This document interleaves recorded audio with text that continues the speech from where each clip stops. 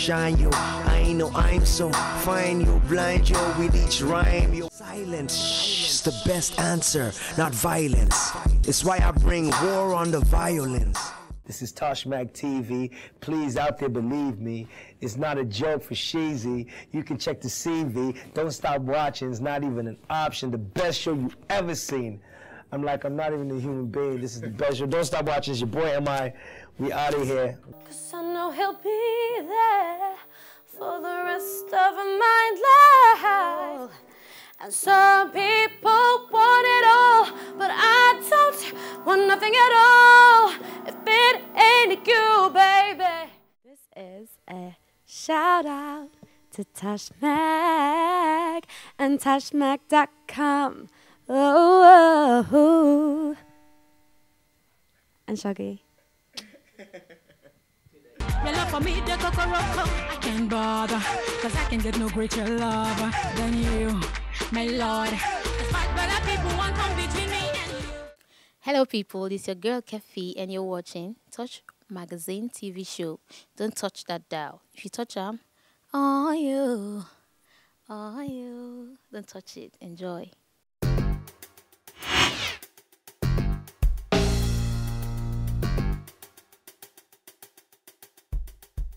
Tosh Magazine TV show, hosted by Shoggy Tosh, brings to you the best of lifestyle, entertainment, sport, films and events.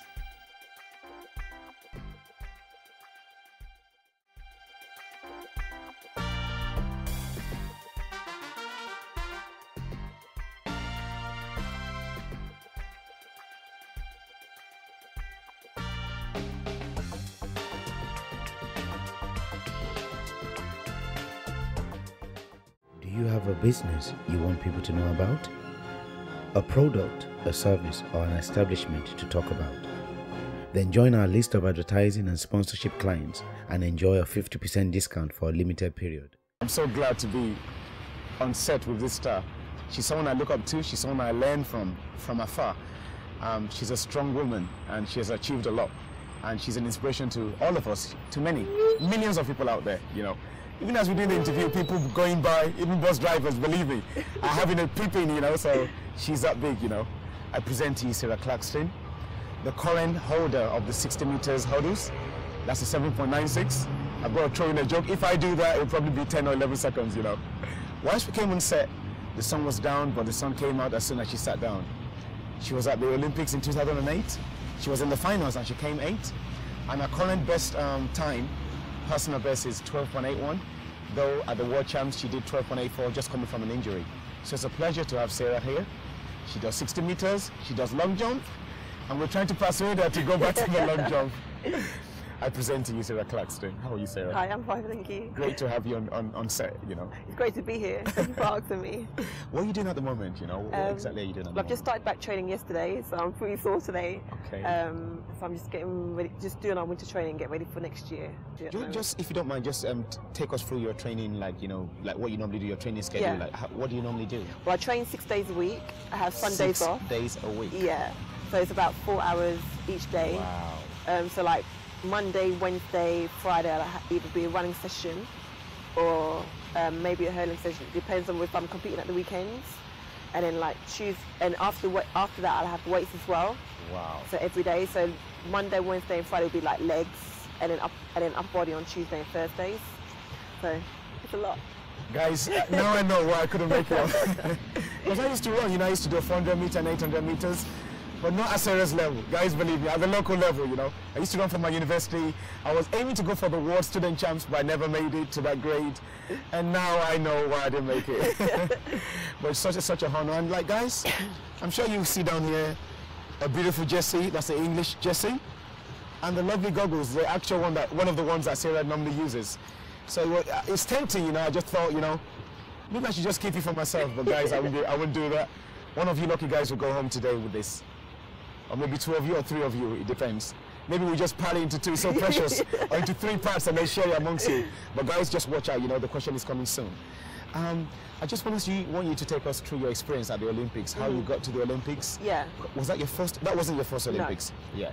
But that particular, the last one, 2008, because the bird's nest and everything. Just take us through everything. Yeah. Well, I'd done the qualifying, and they were saying that I had to do the qualifying again because they don't count it if you do it twice in one day. Oh. So then I started to panic, so I had to go to Loughborough. Wow. And then luckily I ran 12:81, which was like a big personal best. So I qualified to go to personal best right now. So I qualified to run at the Olympics then. Wow. And then just knowing that I was going to go to Beijing was just amazing. Wow, wow. So when you got there, how was your experience like? That was the first time going to China, or have you been to China before? No, I've never been to China before. I always wanted to go, so I was just like really thrilled about going there. Yeah. It's just like a really good experience. And like the village was nice. But first of all, when we got there, we had like 10 days in Hong Kong, in Macau, at our holding camp, which was really nice. Was that to acclimatise and all that? Yeah, yeah, and just train and prepare for the Olympic Games, and then we flew over to Beijing. Wow, wow. And when you saw the stadium, how was it? It's amazing. It's just massive.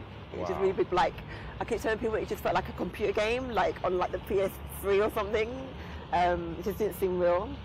Wow. I mean, like I actually saw the documentary of how they built it. Yes. And like they went through so much hassles, like, you know, they were not even sure because they wanted it to look like a bird's nest. Yeah. And everyone was like saying, is it safe, is it safe? So did you have these thoughts, like, you know? No, I definitely didn't. I was just thinking, oh my God, I'm really going in China. I've always wanted to be in China, and it definitely did look like a bird's nest. Wow. Just make some big birds just to fly down and just sit on top of it. Wow, wow, amazing. And take us through your event, like, you know, how you actually started, and like, because I actually remember the clip, and you guys, you're going to see the clip, you know, whilst we're talking right now. It was actually the one where Sarah ran to qualify for the finals. Far the slowest in this field. They get away. Foster Hilton got a pretty good start. So did Sarah Claxton. Kalua's gone down. Sarah Claxton leading this at the moment. And Sarah Claxton having a brilliant run.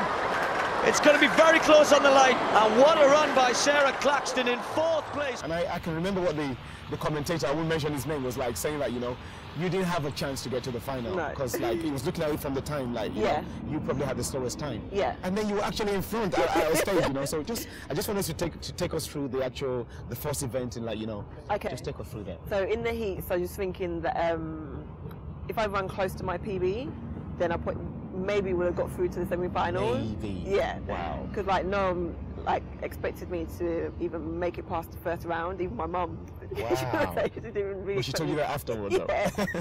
She didn't not really before. No, not before. Wow. She couldn't believe I'd made it to semi-finals of the Olympic Games because I'd gone out. Yeah. And then coming up to semi-finals, it was just like fun, really. My coach said just go out there and have fun. So in the warm You were not nervous, seriously? Huh? Tell us, you were not nervous? Not really. I was like a little bit nervous, I think. But I can't remember how I was feeling, but all I know is that we were just having fun. Like I wasn't taking it too seriously. So I just felt more relaxed doing it that way, like just warming up and like having like conversation with my coach and laughing and joking around and stuff. Wow. And then I just got a really good start. Like I think I was leading to like hurdle 5. Yeah. And then I just got to hold on, and I just held on, and then I just crossed the line. And I took up the scoreboard and thinking, oh, have I made it? And I was like the first 4 to get through. I was wondering if I made it through, and then I saw my name on the scoreboard. I was just like over the moon. And how were you feeling at that moment? Because you did something that you haven't actually done before. I was just, I can't explain. I was just like over the moon. I just couldn't believe that I'd made a final of the Olympic Games, like the biggest show on earth kind of thing, and like I'm going to be in a final of the hurdles. I was just amazed. Wow. Then getting to the final, tell us about the final. Like the final, I was nervous. Because like I didn't know what to expect. So so I did all my warm up, then we got out onto the track. Yeah. And then like they told us to get ready and stuff, so take our kit off or whatever. So I stand on the start line, and it goes on your marks. So I got into the blocks, and then my legs went all numb, and I was just shaking and stuff. And then the gun went, and my legs wouldn't react. I was just so nervous, but I wouldn't stop for anything else. But you did us proud, you know. You did, not just Great Britain, because Africans see you as Africans. You know, I'm going to go to that question again because like we asked that question offset. Yeah.